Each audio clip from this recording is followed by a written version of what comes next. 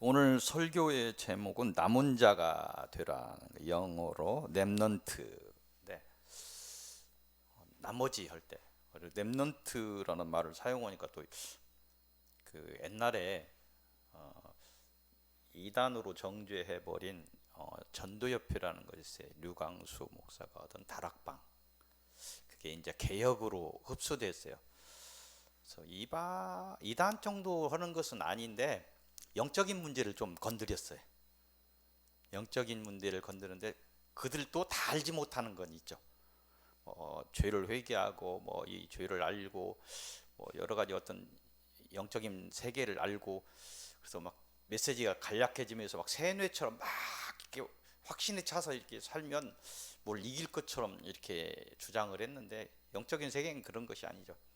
사람의 힘으로 뭐 어떻게 할 수 있는 부분이 아니고 하나님의 뜻에 의해서 하나님이 주신 지혜와 권세와 권능이 있어야 이길 수 있는 세계예요.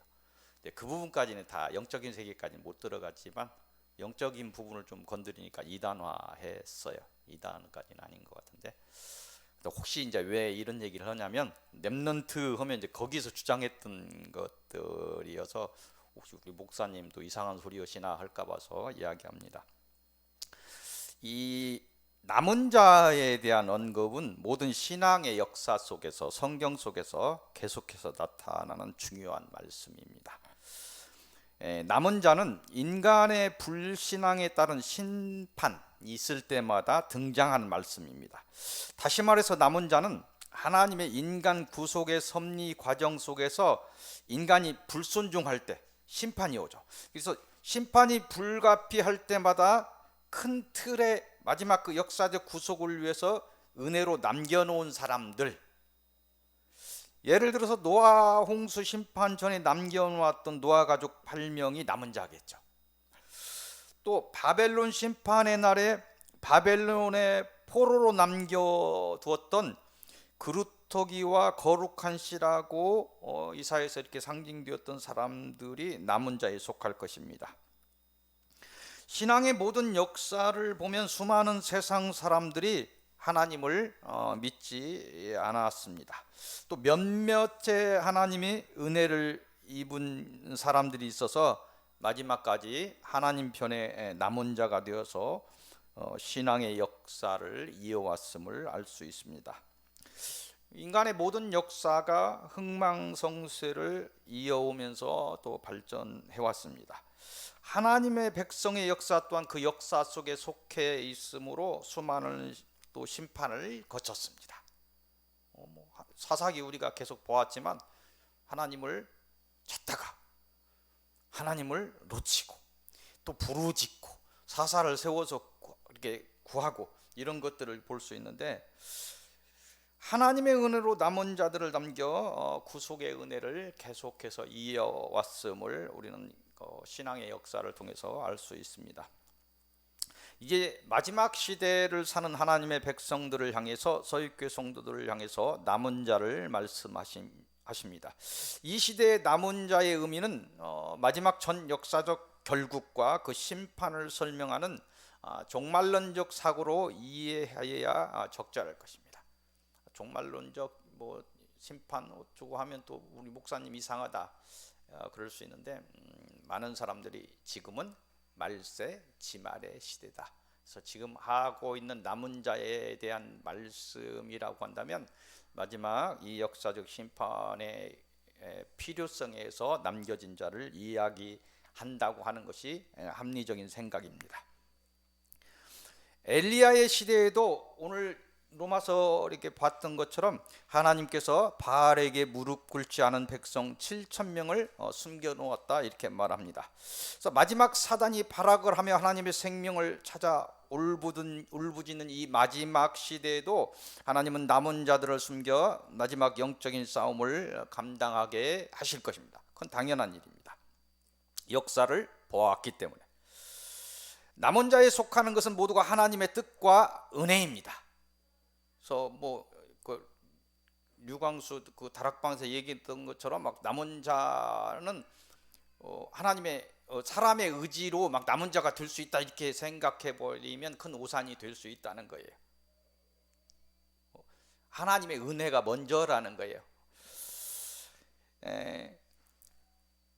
이 모두가 남은 자에 속하는 것이 하나님의 뜻과 은혜인데, 남은 자에 속하기 위한 우리의 해야 할 일은 우리 몫의 일이죠.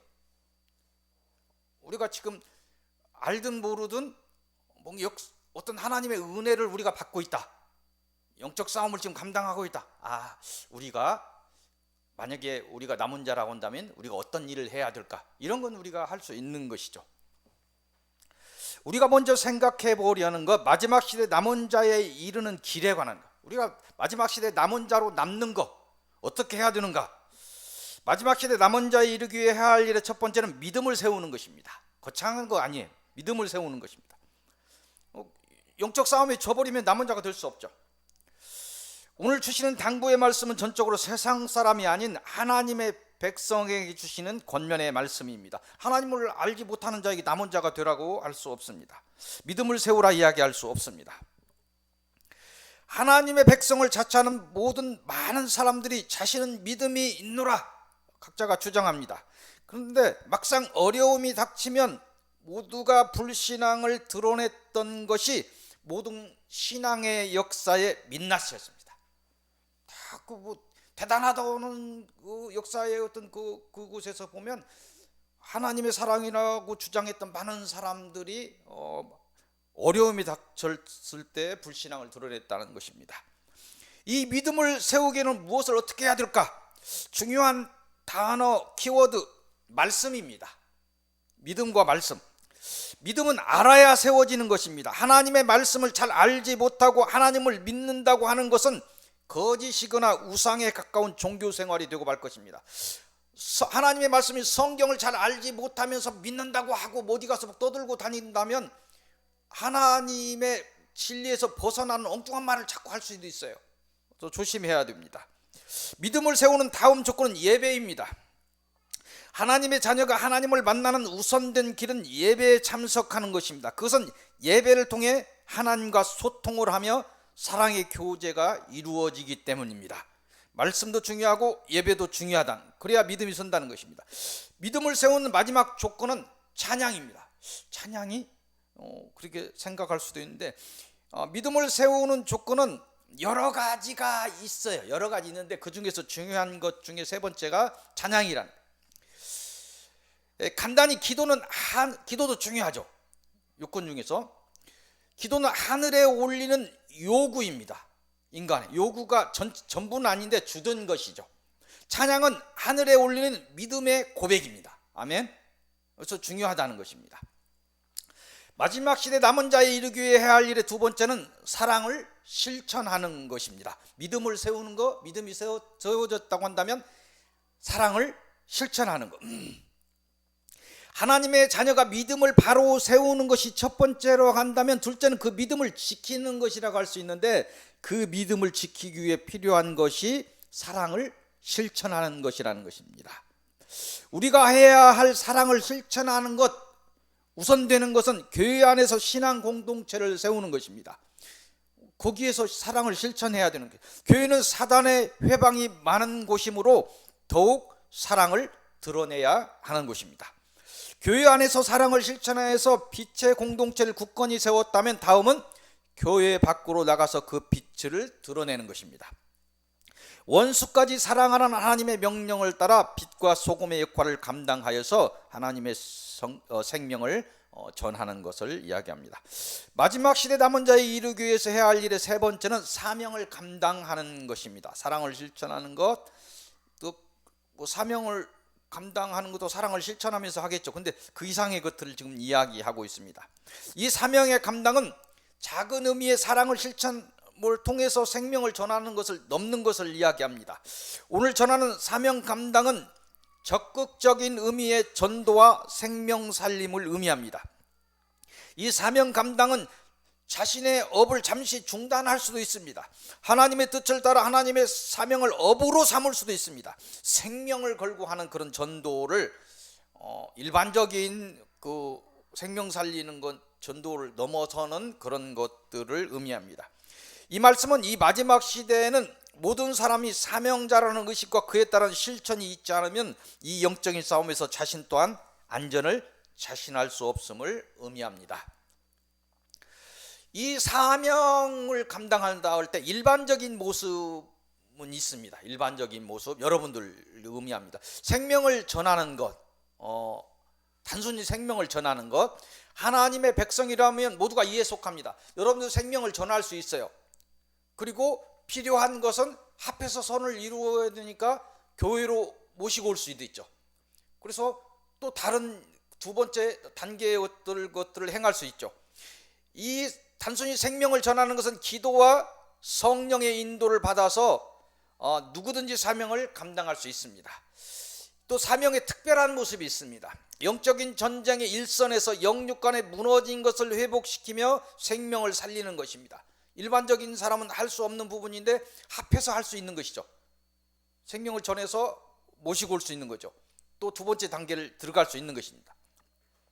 이는 하나님의 뜻 속에서 세워진 특별한 사명자들을 의미합니다. 이들은 하나님의 뜻에 따라 하늘의 지혜와 권세를 받아서 사명을 감당하게 될 것입니다. 오늘 주신 말씀처럼 남은 자에 이르는 길은 특별한 수고와 인내를 요구합니다. 생명을 거는 충성을 요구받기도 합니다. 이것이 그리스도의 길이며 그리스도인의 길입니다. 구원은 은혜인데 희생 없이 이룰 수 없습니다. 그리스도의 희생과 우리의 희생이 만나 합하여 선을 이루는 것입니다. 깨달아 믿음을 세우고 사랑을 통한 사명 감당을 통해 남은 자에 이르는 그 복을 이루시기를 바랍니다. 오늘 주시는 서론의 말씀 사사기 9장으로 갑니다. 사사기는 오늘 하면서 끝납니다. 사사기 9장 1절에서 57절까지 서론 말씀으로 봅니다. 이곳을 통해서 주시는 말씀은 외쳐 전하라. 사사기 9장 1절에서 57절까지 내용은 뭐냐면 간단히 말해서 사사 기드온이 죽습니다. 전에 이제 기드온을 봤었는데 그 아들 중에 서자들이 있습니다. 첩의 아들 하나가 있는데 아비멜렉이라는 사람이 반란을 일으킵니다. 기드온이 죽고 자기가 왕이 되고자 했던 것 같아요. 그 형제가 70명이 있어요. 기드온의 아들이 70명이 있는데 그 70명을 죽이며 악을 행했다. 그런데 하나님은 막내 아들 요담이라는 아들을 숨겨서 그에게 지혜를 주셔서 아비멜렉을 이기게 하셨다. 이것이 간단한 내용입니다. 좀 더 들어가 보면 시대는 사사의 시대는 기드온이 죽고 다시 이 백성들이 사사 죽고 나니까 하나님을 기억하지 못했다. 또 다시 신앙을 놓치는 시대가 된 것이에요. 기드온의 아들 아비멜렉이 그 하나님의 성전은 아닌 것 같은데 그 우상하는 그 신전의 은을 훔쳐서 악한 자들을 삽니다. 불황 같은 그런 악한 자들을 사서 형제 70명을 죽였다 이렇게 얘기합니다. 그래서 거기에 있는 세겜 사람들을 선동해서 스스로 왕이 되었다. 세겜을 이렇게 찾아보면 예루살렘에서 북서쪽으로 한 65km 정도 되는 곳에 있다.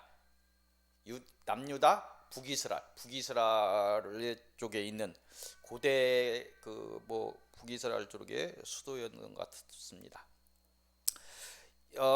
스스로 왕이 되었는데 이때 홀로 화를 면했던 막내 아들 요담이 우화를 통해서 아비멜렉의 악을 세겜 사람들에게 전하고 백성의 잘못을 훈계했다.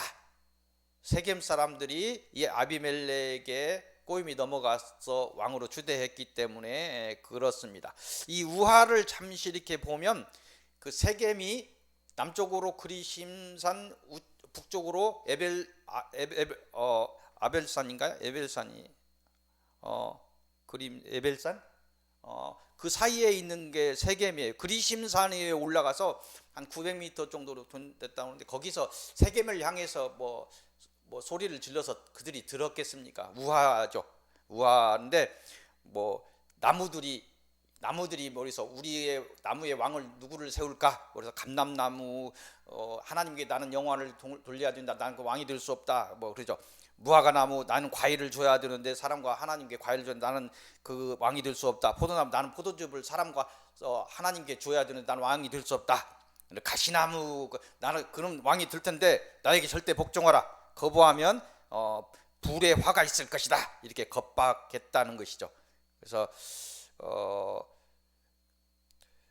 결국은 아비멜렉은 이 서자 아비멜렉은 이 가시나무 같은 존재다. 결국은 너 세겜 사람들아 너의 종국에 너희를 복을 주는 것이 아니라 화를 줄 것이다. 이것이 우화예요. 이 요담 마지막 요담의 그 우화가 사람들에게 이제 사람들을 만나서 이렇게 막 전했다 그 얘기겠죠. 그래서 이 요담이 우화를 통해서 아비멜렉의 악을 전하고 이 백성의 잘못을 훈계했는데 마침내 이 아비멜렉이 왕이 된 지 3년 만에 얼마 되지 않은 3년 만에 심판이 있었다는 거예요. 하나님의 어떤 은혜가 있어서 세겜 사람들이 아비멜렉을 배반하게 됐다. 그래서 그 다툼 속에서 이 아비멜렉이 죽게 되었다. 이것이 이제 전체적인 내용입니다. 조금 성경을 읽어보면 그런 내용이 있어요. 오늘 하나님께서 하나님의 일과 악한 일에 대해서 우화를 통해서 백성들에게 위쳐 전한 요담의 지혜와 용기를 오늘 말씀하시는 것입니다. 이를 통해서 악을 깨닫고 아비멜렉을 물리친 백성들의 이야기를 전하고 있습니다. 하나님의 뜻을 따라 하나님의 구속의 섭리와 사랑을 위쳐 전하시기를 바랍니다.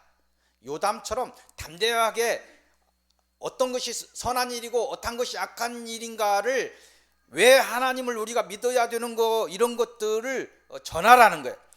사단의 사망을 전하시고 이들이 미혹과 이들에게서 미혹이 나오고 저주가 나오고 너희들 사망으로 인도할 것이다 이런 것을 바로 알리라는 거예요.